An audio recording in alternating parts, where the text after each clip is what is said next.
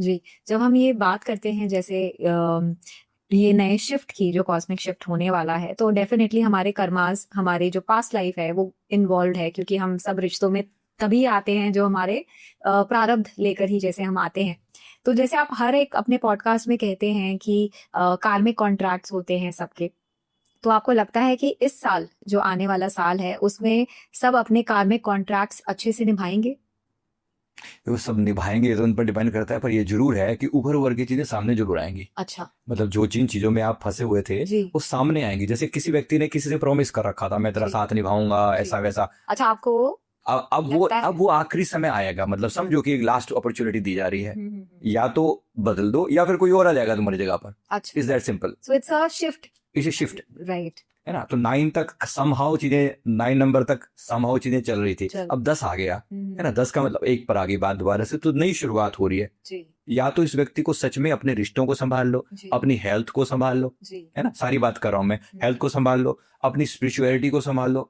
Otherwise ये सब आपके जीवन से दूर हो जाएंगे। नाउ इस दिस वे और दैट वे। अभी अभी डिसीजन का समय है, तो रिश्तों को प्यार से संभालने का समय है।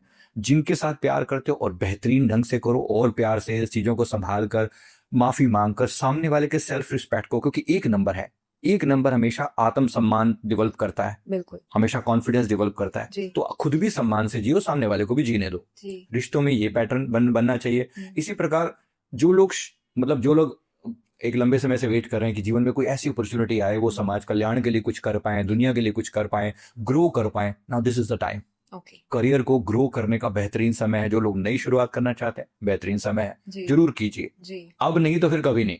अच्छा। या तो फिर वो मन के दिल के रहा फिर आंसुओं में बहेंगे, अगर अगर इन्होंने ढंग से नहीं किया किसी ने, कि मेरे मन में था काश मैं ऐसा करता। तो जो आपका सोल कॉन्ट्रैक्ट लिखा गया है, यानी सोल कॉन्ट्रैक्ट क्या होगा, आपके नेचर ने, जो आपके प्रीवियस जन्मों में आपने जो भी किया है, उसके बेसिस पे आपके जीवन को एक टारगेट दिया गया है। कुछ टास्क हैं जो आपको परफॉर्म करने हैं, और वो आपके जीवन में समस्याएं बनकर खड़े हुए हैं, है ना। तो वो समस्याओं को समझो, उस पैटर्न को समझो कि मेरे जीवन में ये चीज बार बार मेरे दिमाग में क्यों आती है। फॉर एग्जाम्पल, एक कोई व्यक्ति 9 to 6 वाली जॉब किए जा रहे, मन में आ रहा है यार कुछ निकाल के कुछ अपना करते भाई, कर लो। दिस इज द टाइम, कर लो, अन्यथा इसी लोग में फंसे रहोगे। फिर आपको फिर बार बार नई अपॉर्चुनिटी नहीं मिलने वाली। तो 2026 चेंज ओवर का समय है, नई शुरुआत का समय है, जो बदलना चाहो साथ में। अच्छा, कुछ लोग इसमें कंफ्यूज रहते हैं कि मेरा सोल कॉन्ट्रैक्ट क्या है। जी, बहुत लोगों को तो पता भी नहीं होता। नहीं पता। अब आपके जीवन में जो चैलेंजेस आ रहे हैं ना, वही आपका सोल कॉन्ट्रैक्ट है। इसको समझो, इस बात को। चैलेंजेस आ रहे हैं बार बार, आपका मन किसी चीज के लिए, आपको कोई चीज आपके सामने बार बार आती है, कोई रिश्ता गड़बड़ करता है, ये आपका सोल कॉन्ट्रैक्ट है। रिश्तों को सुधारना, पत्नी ज्यादा तकलीफ दे रही है तो इसके साथ रिश्ता सुधारना, इनको आत्म सम्मान के साथ जीने देना। अगर दोस्तों के साथ दिक्कत आ रही है, या किसी भी लेवल पर जहां प्रॉब्लम आ रही है, हेल्थ में प्रॉब्लम आ रही है, हेल्थ को सुधारो, ये गोल्डन समय है ना। तो मैं मतलब विटामिन डी की बात करते हैं ना, कि विटामिन, क्योंकि अब सूर्य का समय है, तो विटामिन डी की कमी है दुनिया में। कोशिश की जाए डिवाइन डिविनिटी, मतलब देने वाला भाव अपने अंदर, डी से डिवाइन, डी से डिविनिटी, देने वाला भाव अपने अंदर पैदा करें।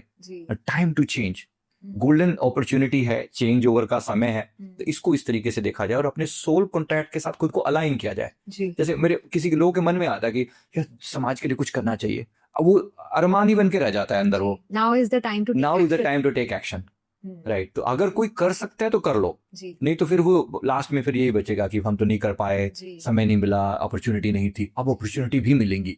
अच्छा, है ना। एक अवेकनिंग का समय है, अवेकनिंग का समय, आपके पास बार बार चीजें लाई जाएंगी, तो उनको रिकॉग्नाइज करना उस लेवल पर स्पिरिचुअल अवेकनिंग है। बंदा जब सूर्य उदय हो रहा है तो ऐसे एकदम आंखें खोल लेता है ना, कि पड़ा हुआ नींद में खुराटे ले रहा था कोई व्यक्ति और एकदम से लाइट पड़ी तो उठ के खड़ा हो जाता है। तो जो ड्रीम चल रहा था, उस ड्रीम से वो बाहर आया।